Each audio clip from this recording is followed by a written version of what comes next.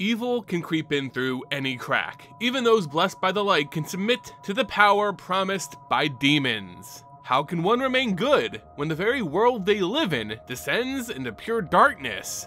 Hey everyone, and welcome back to the Ether Hub. I'm Simon, bringing you more Magic the Gathering lore. Today we're continuing the 13 Nights of Magic, a series where we explore the dark and macabre stories in MTG. Celebrating the spooky season, come and learn about some of the scariest creatures in the Magic lore. And it doesn't get much scarier than today's video topic, Sedris the Traitor King, a titanic figure on the Shard of Grixis, whose story is as disheartening as it is terrifying. This is 13 Nights of Magic.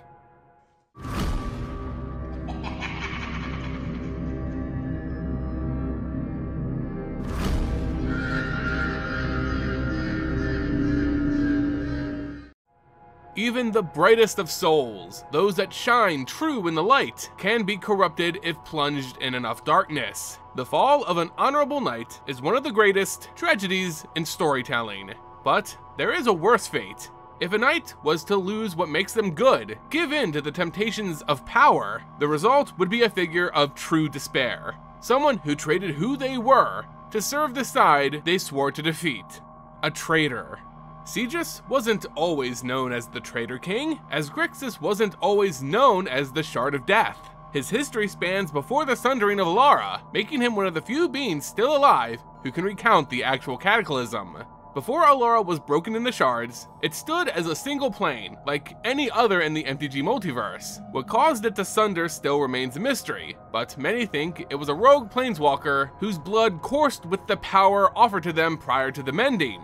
They must have found Alara rich in wild mana and siphoned its ley lines for some personal spell. The result was the Sundering. The plane broke along its metaphysical barriers and shattered into 5 shards. 5 separate planes, cut off from various sources of mana and left to evolve independent of one another. Prior to the Sundering, Alara was much like the world of Dominaria. It was comprised of equal parts of all 5 mana colors, making it a world with a rich tapestry of peoples and beliefs. There were demons and undead here, but also noble kings and chivalrous knights. It was balanced.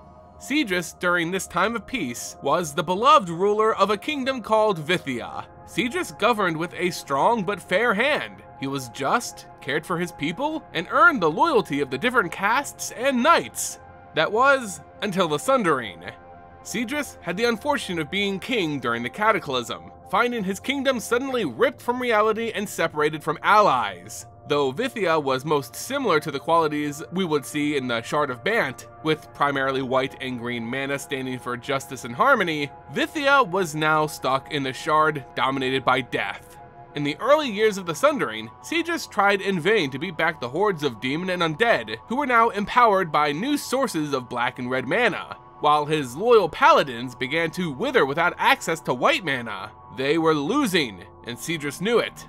He had 2 choices presented to him by the clever demons: surrender his will and join them, or lose everything.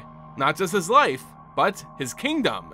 Tempted by the promise of power, the power to save his people and his kingdom, Sedris succumbed to the demonic whispers. He drank in their foul essence, growing in dark magic, practicing necromancy, and falling further into thoughts of anger and depravity. The more power he gained, the more he craved it, now turning against even those he swore to protect and offering them willingly to demon masters. Eventually, he would secure enough of their favor to be granted a boon, a dark ritual that allowed him to surpass the bounds of life itself. Sedris became a lich. His betrayals were legendary. He killed advisors, loyal knights, and even his own family in the pursuit of more necromantic power. The paladins who served him tried in vain to stop the maddened monarch, but he had grown far too strong. With their numbers depleted, they left their now corrupt kingdom of Vithia whispering a single word on their lips, the ancient Vithian word for traitor, Grixis. Thus, this shard would forever be named. With the living now mostly abandoning Vithia, scores of demons and undead flooded the once pristine streets. Sedris didn't care. He let chaos rule the city, as great spires collapsed into rubble, gorgeous palaces fell to ruin, and terrible monsters fought amongst themselves in the tattered cobblestone alleys. He would go on to rename the kingdom to Sedraxis, a monument to his own vanity and corruption.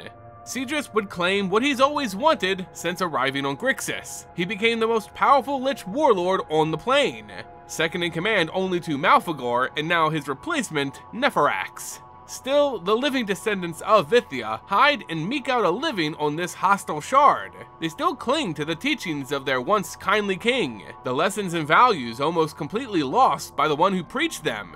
A few living still on Grixis hold true to those words, with only hope left to shield them. The hopes of the living has paid off though, as Grixis is no more and Alara has formed once again. With the entirety of this plane reconverging, the disgusting denizens of Grixis now must contend with adversaries from the likes of Bant. The former line of paladins of Vithya are again infused with holy powers. There may be hope still that they could overthrow their Traitor King, striking down Sedris with the power he had forsaken. And there you go, my friends, another haunting tale from Magic the Gathering's darkest lore. Now it's time for me to tempt you with unbridled power. All you have to do is hit the like button, become a subscriber, and share this video with friends. Go on, spread the corruption. It really goes a long way in helping us build this community. Thank you all so much for watching, and until next time, see ya!